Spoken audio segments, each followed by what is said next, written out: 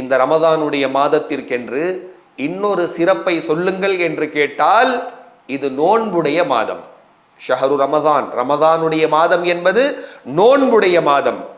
Abu Zayed குத்ரி ரஸியல்லாஹு அன்ஹு என்ற நபித்தோழர் சஹாபி அறிவிக்கிறாங்க, இமாம் புகாரி ரஹிமஹுல்லா பதிவு செய்கிறாங்க, அல்லாஹ்வுடைய இறுதி நபி ஸல்லல்லாஹு அலைஹி வஸல்லம் அவர்கள் கூறினார்கள், மன் ஸாம யௌமன் ஃபீ ஸபீலில்லாஹ் பஅதல்லாஹு வஜ்ஹஹு 70 கரீஃபம் மினன் நார்.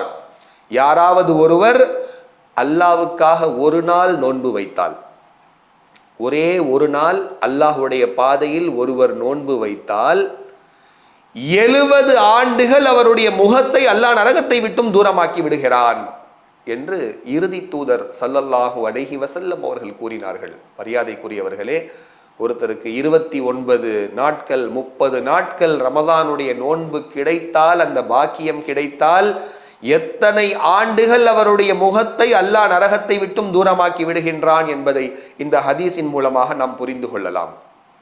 மரியாதைக்குரியவர்களே, இன்னொரு அறிவிப்பில் இறுதி தூதர் ஸல்லல்லாஹு அலைஹி வஸல்லம் அவர்கள் கூறினார்கள், மன் ஸாம ரமதான ஈமானன் வஹ்திஸாபா குஃபிர லஹு மா தகத்தம மின் ஸம்பிஹி. இந்த ரமதானுடைய மாதத்தில் எவர் ஒருவர் ஈமானோடும் நன்மையை எதிர்பார்த்தும் நோன்பு நோற்பாரோ அவருடைய முன் சென்ற பாவங்களை அல்லாஹ் மன்னித்து விடுகின்றான். ஒமன் காம ரமதான ஈமானம் வஹ்திஸாபா குஃபிர லஹு மா தகத்தம மின் ஸம்பிஹி. எவர் ஒருவர் இந்த ரமதானுடைய மாதத்தில் ஈமானோடும் நன்மையை எதிர்பார்த்தும் நின்று அல்லாஹ்வை வணங்குவாரோ, அமல்கள் செய்வாரோ, அவருடைய முன் சென்ற பாவங்களை அல்லாஹ் மன்னித்து விடுகின்றான்.